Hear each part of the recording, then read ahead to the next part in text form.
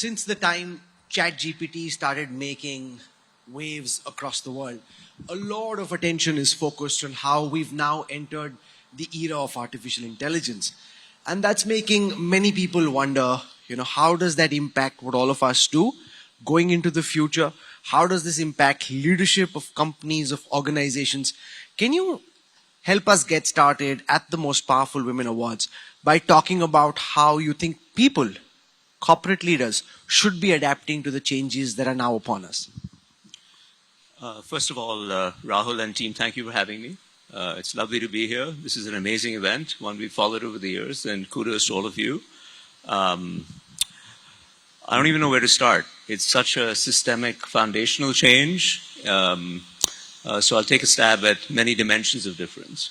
The first thing to realize is something. So let me talk about AI and ChatGPT for a second and then broaden the conversation to really a dramatic set of technologies that are emerging, all of which have implications for leadership around the world, but perhaps more so in emerging markets like India. When you think about these models, as many of you will know, they are trained on pre-existing data sets. Right? So the ability for them to give you answers or lay out the contours of answers to tough questions depends on them doing basically a form of pattern recognition from past data. The problem is that the past data, to put it crudely, have been put together by men in the context of this. And men have systematically, not intentionally necessarily, but systematically been less conscious about getting representative data sets. Therefore, the data are, in a sense, I'm speaking very roughly and approximately, so excuse the imprecision, but very approximately, the data sets are not representative of the full range of human potential. So I think the first thing that leaders need to realize is that before they rely on quote-unquote answers that are put out or suggestive answers that are put out, they should interrogate carefully what the source is from which the answers are being learned and extrapolated. So that's the first thing. More generally, I would say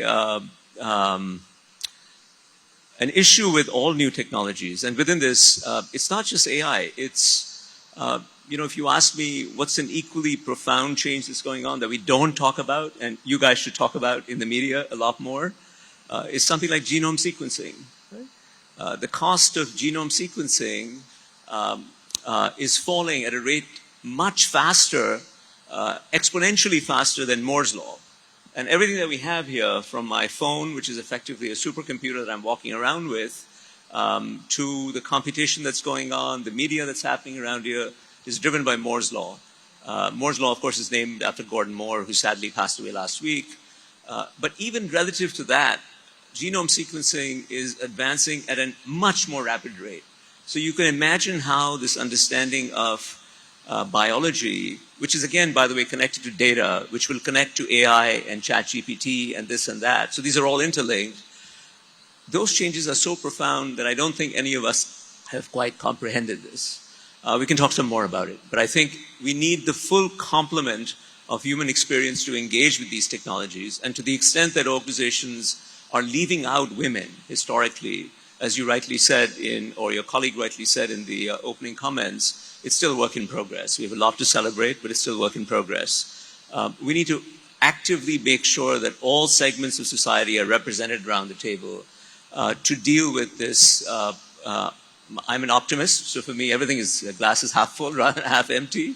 So think about the potential that we can unlock if we have everybody around the table.